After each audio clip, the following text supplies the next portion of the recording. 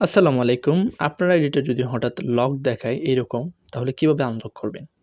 তো আজকে আমি এই ভিডিওটার মাধ্যমে এই আইডিটা আনলক করব। আপনি চাইলেই দেখে নিতে পারেন।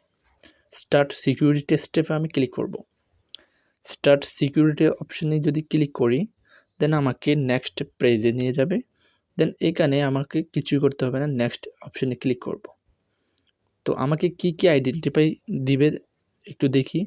তো এখানে এই আইডিটা আনলক করা একদম ইজি।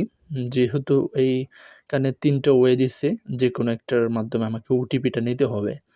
তো এই ফেসবুক আইডির সাথে মোবাইল নাম্বারটা অ্যাড করা ছিল। সেই মোবাইল নাম্বারটা কিন্তু মোবাইলে আছে। তো এইজন্য আমি ওটিপিটা নিতে পারবো সহজে। দেন মোবাইল নাম্বারে কিন্তু ওটিপিটা আমি নিচ্ছি।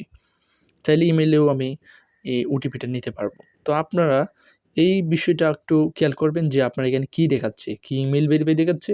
না ডকুমেন্ট সাবমিট করতে বলছে? সেটা আপনাকে আগে বুঝতে হবে। তো এখানে আমি ওটিপিটা দিলাম।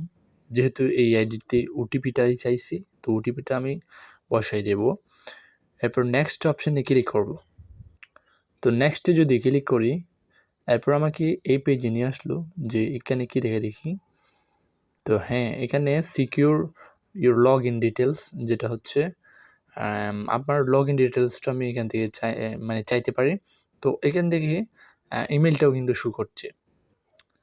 তো এরপর নেক্সটে যদি আমি ক্লিক করি, দেন এরপরে কন্ট্যাক্ট ডিটেলসে ইমেলটা শো করাচ্ছে, আর তেমন কিছু না। এরপর রিভিউ অ্যাক্টিভিটিসগুলো দেখায়। তো এই অ্যাক্টিভিটিসগুলা দেখে নিতে পারেন। তো যাই হোক, এগুলা যদি আপনার মন চায় দেখে নেবেন।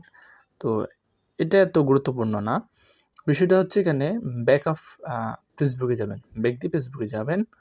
এরপর আপনার ফেসবুকটাকে একটু রিফ্রেশ করবেন। ঠিক আছে?